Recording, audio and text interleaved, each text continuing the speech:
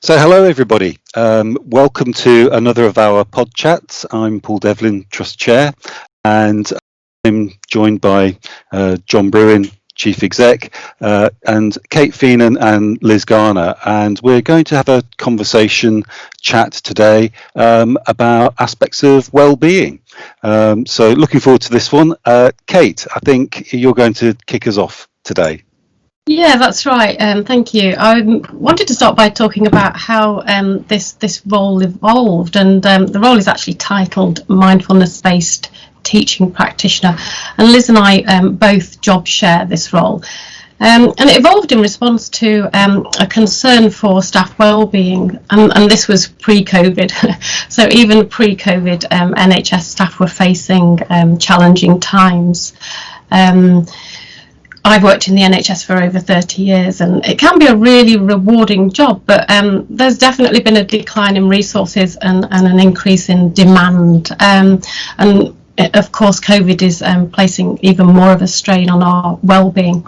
And we know that healthcare professionals tend to respond to demands by overworking, sort of running faster and pushing harder, sort of going into what we call in the mindfulness world a driven doing mode. But in this mode, we've kind of got our foot permanently on the accelerator, and self-care can go to the bottom of the to-do list. And obviously, when we become under-resourced, that affects our well-being. And this is where mindfulness can be helpful.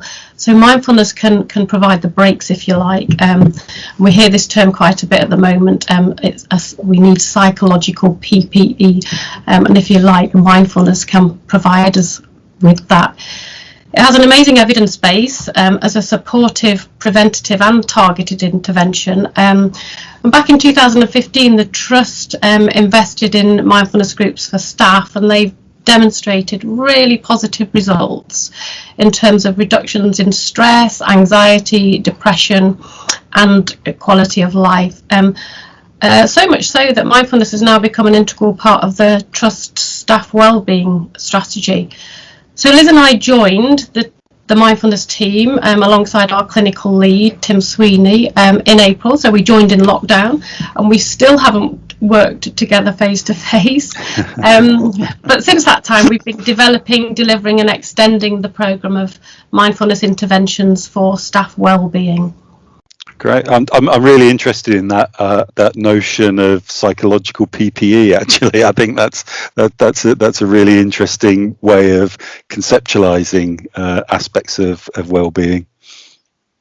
Yeah, definitely. It's a bit of a buzzword at the moment, but certainly mindfulness practice seems to fulfil the criteria for psychological PPE. Yeah, absolutely. Yeah, I like also that the way you characterised NHS staff, and I think it's probably a culture across public services, isn't it? When the pressure's on, people just keep going and go harder and faster and more. And it's so important to make sure that we can find ways to help support all staff, help themselves a bit, and provide a range of things that can help them think about doing that as well as doing it. So for me to start with, just thank you for what you and your team are doing, because I think it's vitally important work. Yeah, it's a real pleasure, and we love what we do, and we're really happy to be able to contribute to the wellbeing of the staff in the Trust. Yeah. I was wondering if either of you know much or have much experience of mindfulness at all. So, shall I start? Because you may know, I used to be a psychiatrist. And in their training, all psychiatrists have quite extensive training in various types of psychological interventions, of which back in the day when I was training, CBT was sort of the new thing on the block. That's how old I am. And within that, the aspects of mindfulness wasn't central back then, but it was a concept that was often talked about and used. I like the broader thinking behind mindfulness, and particularly there's a book that sticks in my head called Tao and the Art of Poo. I don't know if you've come across, which is based on some of the philosophical stories around Taoism. I can't remember the author, but and it relates it to the stories of A.A. Milne, and that Pooh was a very mindful character. And the book is a really nice comparison and contrast, and talks about some of the theoretical background around the Taoism and the mindfulness is really interesting. And I try to use some of those principles from time to time, because I find it really useful. I think it's an interesting question, Liz. I think I'm certainly aware of some of the theory. What I was just reflecting on is that how I actually connect with that varies, and I think well, I'll ask you whether this sort of chimes for you. I think the times when I am less aware of what mindfulness could bring and help with are probably the times when I could most do with it, and it's almost like that sense of mindfulness getting pushed down and down and down the agenda, because there's so many tasks that need to be dealt with, and actually that's exactly the time, I guess, when it would be really helpful for me to be able to just pause and take stock and just have a little think about the mindfulness side of things. Yeah, absolutely. And I think that will chime for a lot of people that we know, don't we? The times that we most need to take care of ourselves are, as Kate was saying, are the times when we tend to go faster and harder and keep on going no matter what. Mindfulness can be, I think, quite a difficult thing to describe as to what it is, and the definitions can be quite wordy, I think. So perhaps thinking of it as a type of attention training is the most helpful thing. So we know that our minds automatically go into the past, what's happened in the past, what's going to happen next, and that can be really helpful. That's how we evolve. That's how we learn from past events and how we plan for the future. But when we're under pressure, it can start to become unhelpful, because what our minds tend to do then is ruminate about things in the past that didn't go so well. Worry about what's going to happen next. I mean, at the moment, particularly, first day of lockdown, lots of people are worrying what's going to happen next. And that can just make us feel even more overwhelmed and more under pressure. So mindfulness gives us the opportunity to practice the skill of noticing where our mind's going and deciding if that's the most helpful place for it to be, or whether it would be more helpful to pay attention to what's happening in the present moment. So that could be noticing the good stuff. So, paying attention to the taste of your cup of tea or coffee that you're having, or anything that's pleasant that's around you, but also noticing if your buttons are starting to get pressed. Noticing the signs that we're starting to feel overwhelmed, so that we can take action rather than waiting till we feel completely overwhelmed. And a really key part of mindfulness also is compassion. So this isn't a sort of cold analytical, where's my attention and where would it be better for it to be, but bringing a sense of compassion about whatever our experience is, being kind to ourselves and having a sense of caring towards ourselves. Yeah, I think that compassion piece certainly resonates for me. I was just reflecting, John. I think that you and I, obviously, it's really important that we're working very well together, and I'm conscious that from time to time we both do kind of check in with one another, and actually asking that question of how are you doing. Sometimes my sense is that we ask that question with a real desire to hear an answer. It's not just a piece of conversation. It's actually recognizing for each other that at times, for all of those various reasons, some of them work related, some of them not work related, the pressures are on, and I think I certainly appreciate that thoughtfulness when I can hear you asking the question and know that actually you do want to hear the answer here and you do want a conversation. That seems to play out for me anyway.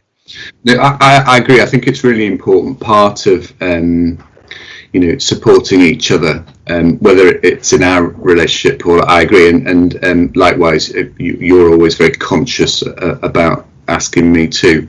I use it with the executive team and other people that I come across. I think the two really important questions I try and ask all the time is how are you doing, and thanking people for what they do. Yeah, I think that's really valuable as well, in terms of we don't often notice our own signs of stress, and it can be that you're becoming more irritable or less tolerant with the people around you, so they might be the ones that might be able to guide you towards acknowledging actually that we're becoming more stressed. Yeah. And also the evidence is that the more compassionate we are towards ourselves, the more compassionate we are to others. So it's so important to kind of offer that to yourself, because it does then kind of flow out to others as well. Sorry, I just say this before. Just to say one thing about that is that some of that goes right to the heart of what we try to do through our sort of culture and values across the organisation. Being compassionate.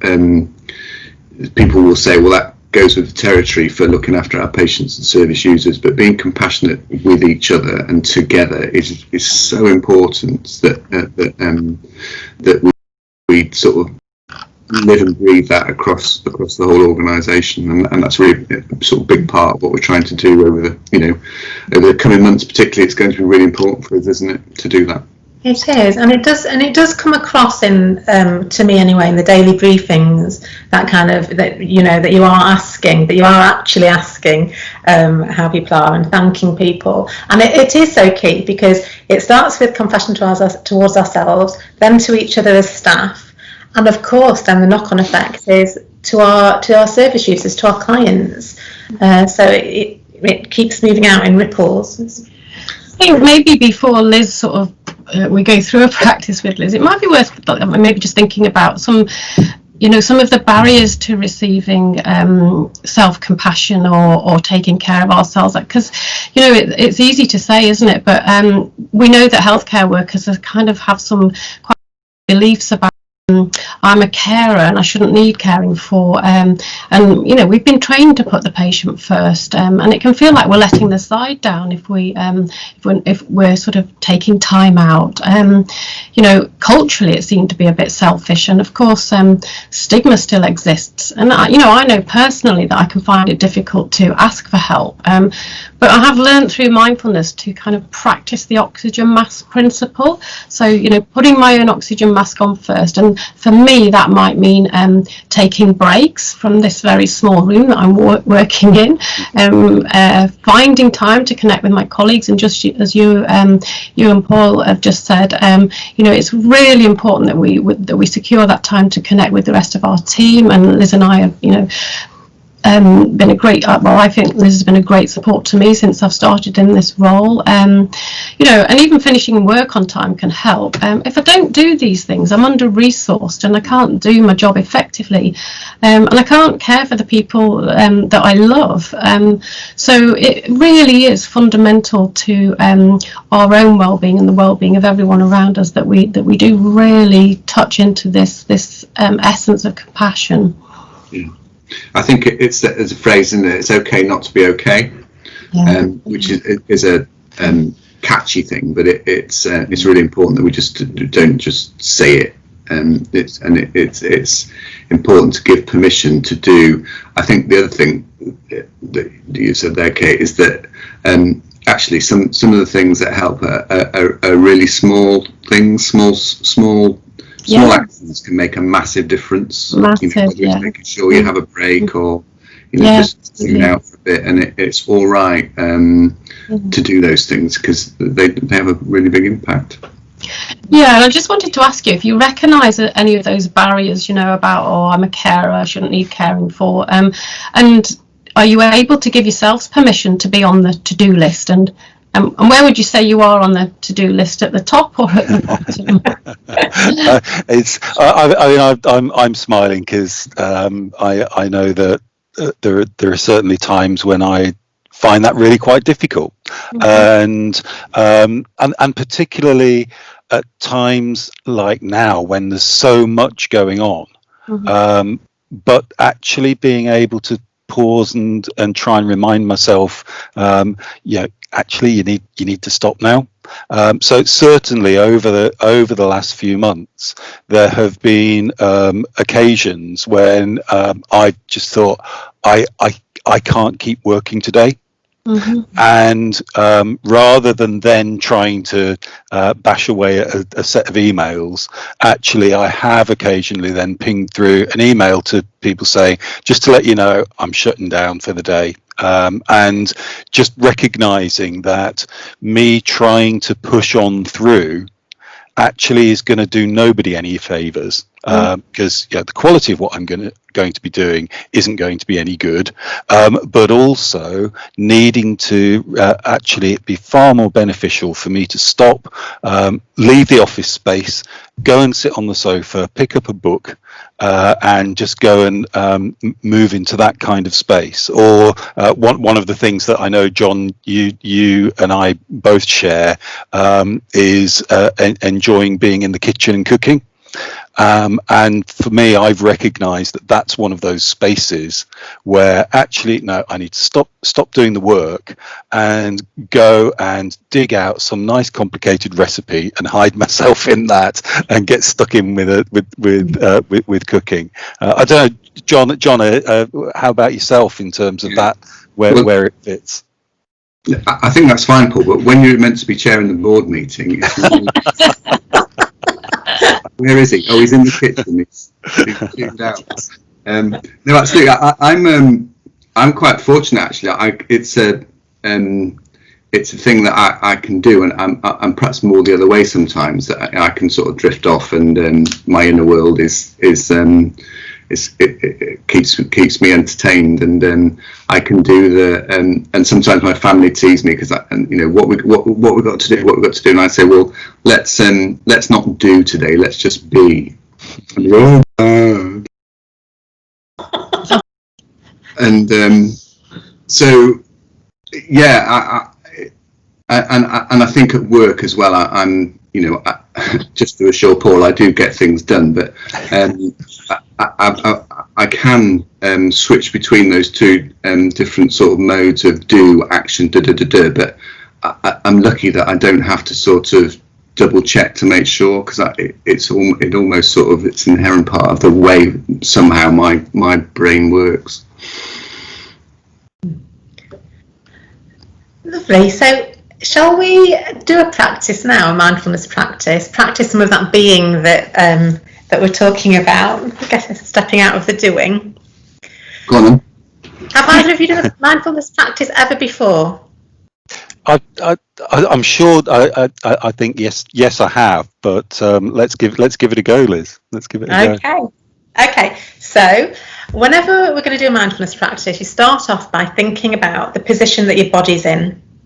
And that's partly to make sure that you're comfortable, but also having a sense of kind of alertness and waking up to your experience. So we'd usually suggest, if it's okay for you, having your feet flat on the floor. So feeling that connection between your feet and the floor, and your back being reasonably upright, but not stiff. So it's being comfortable as well.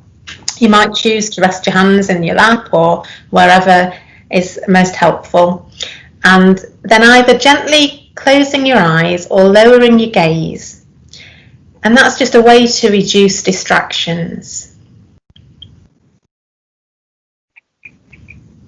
So perhaps noticing the sensation of the feet against the floor, of the backs of the legs against whatever's supporting you.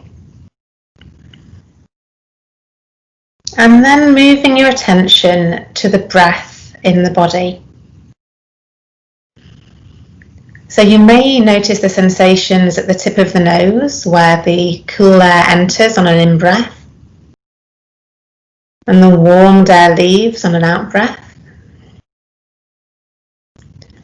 Or in the chest area, the rise of the chest as you breathe in, the lowering as you breathe out. Or down in the belly, the slight stretching of the abdominal wall as you breathe in. It's falling away as you breathe out.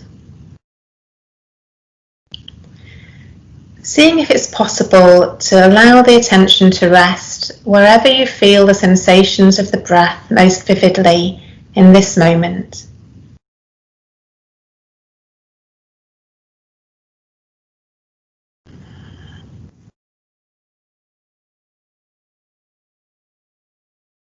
A constantly changing pattern of sensations as you breathe in and out.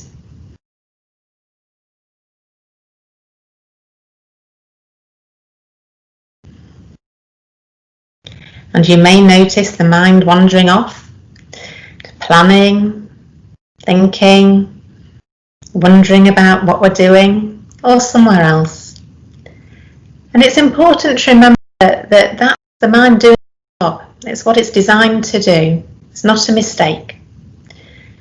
So as best you can, bringing a sense of compassion to this experience of the mind wandering, and then gently bringing it back to the sensations of the breath in the body.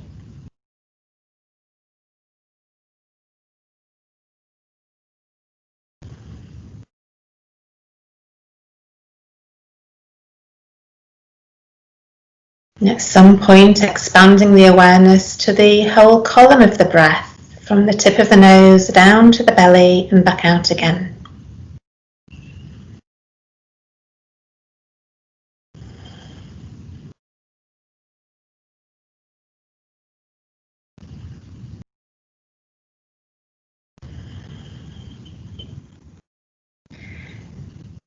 And perhaps remembering as we move towards the end of this practice that the breath is always available to you as a way to anchor yourself, steady yourself in any moment that you need to.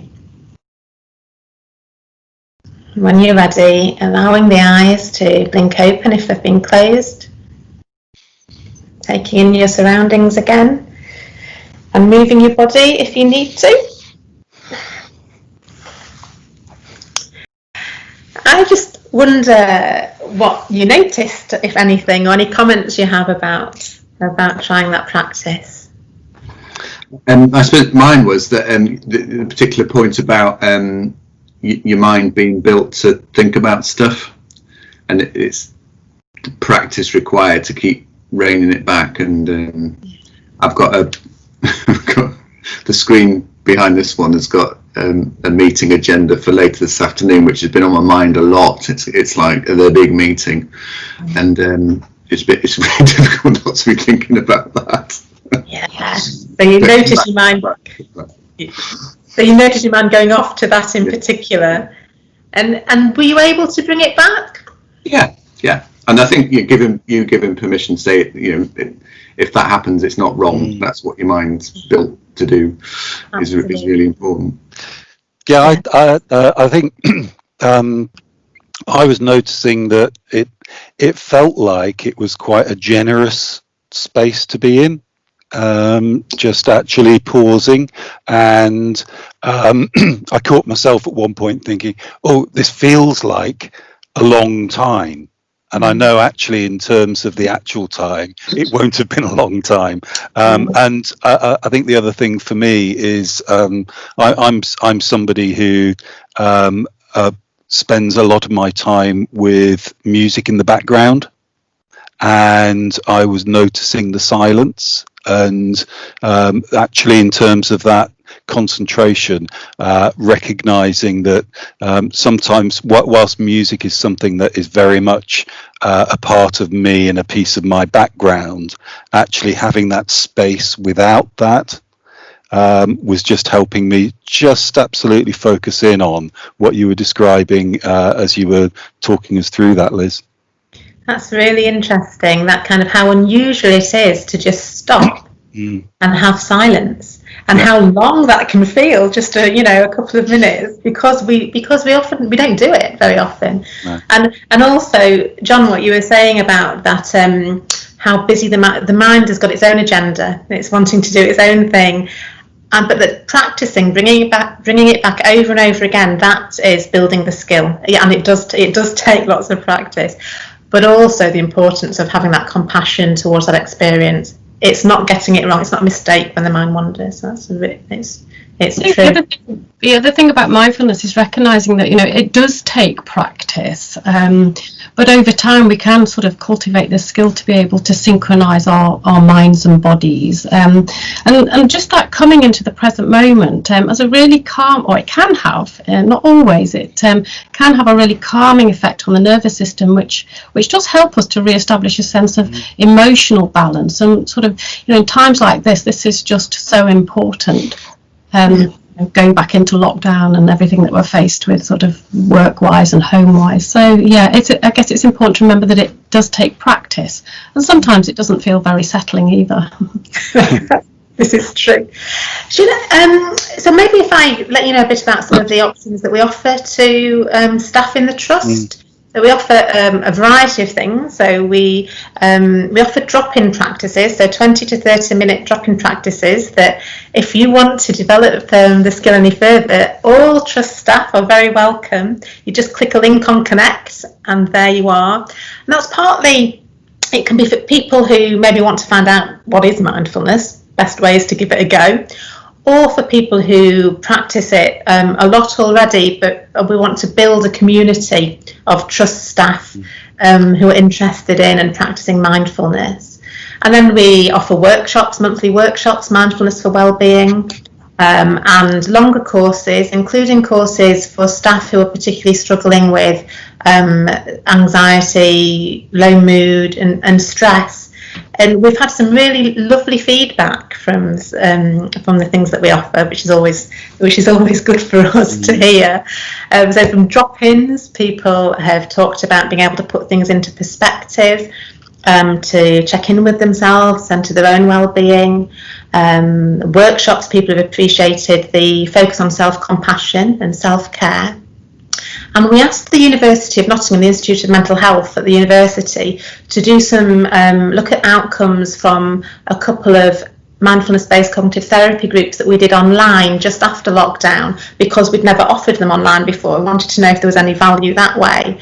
And they have told us that they found there was a 43% reduction in depression, which was great, as well as reductions in stress, improvements in well-being.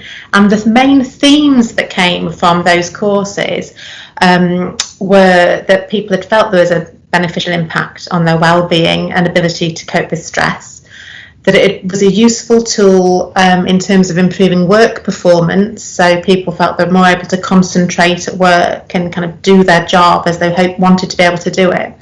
And also lots of comments around it helping with the situation with COVID and lockdown, coping with the added difficulties, including for some people working from home, for other people working with people who were who had COVID, and all of those extra stresses.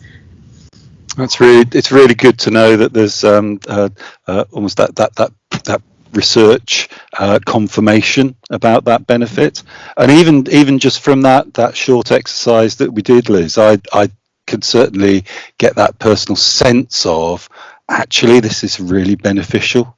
So I think this has been a really insightful session for me personally, and I hope for colleagues who are looking in on this, that you maybe went along with the practice that Liz took us through, but also really encourage you to take up those offers that are there. And like John said earlier, Kate, Liz, thanks so much for the work that you're doing.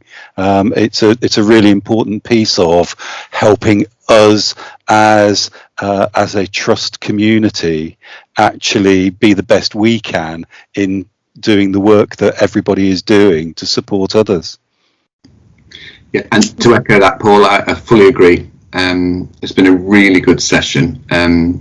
thank you ever so much for what you're all doing. And we'll I've just noticed the clock. We'll hand over to Jenny to summarise that in 7 minutes. Jenny, thanks so much. Thank you so much. Thank you, both of you. Thank you. Thank you, brilliant.